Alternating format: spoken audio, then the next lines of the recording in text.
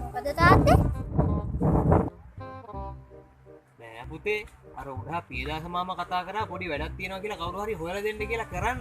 මම මේ කල්පනා කරලා බැලුවේ කවුද ඉන්නේ කියලා. මොකක්ද වැඩේ? නෑ මේ දොරක් තියනවලු අල්ලගන්න. දොරක් අල්ලගන්න? ඔව්. ඕකට ඉතින් කවුරුවත් හොයන්න ඕනේ. පොඩි වෙලාවකට වගේ නම් මං අල්ලන් ඉන්න. ඈ? එතකොට කවුද දැන් දොර අල්ලන් ඉන්නවා කියන්නේ?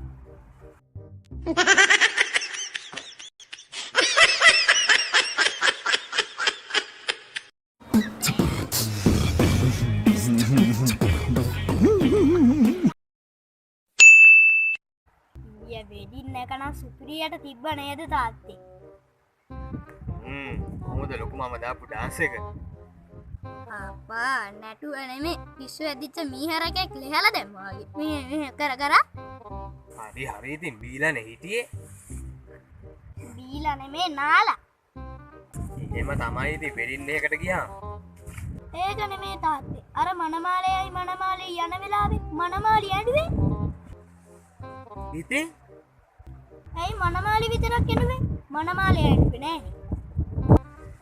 ඒක ඉතින් පුතේ පිරිමි අපි ඉතුරු ජීවිත කාලෙම අඬන්න කඳුළු හංග ගන්න.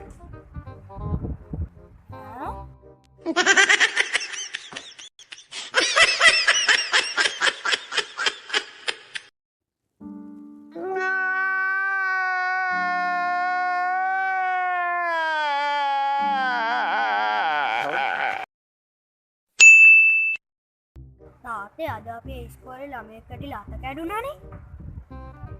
ඇත්තද පුතේ? ඉක්මනට ස්පිතාලට අරගෙන ගියාද?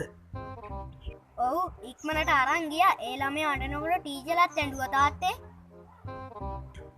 එහෙම තමයි පුතේ. ටීචර්ලා වුණත් ඉතින් අම්මලානේ. ඔය වගේ දෙයක් වුණාම මේ මිනිස්සුත් සංවේදී වෙලා කඳුළු වෙනවා. ඔව් නේද තාත්තේ?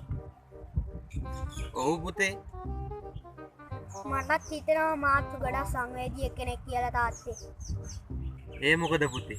පුතාටත් ඒ වෙලාවේ කඳුළු ආවද?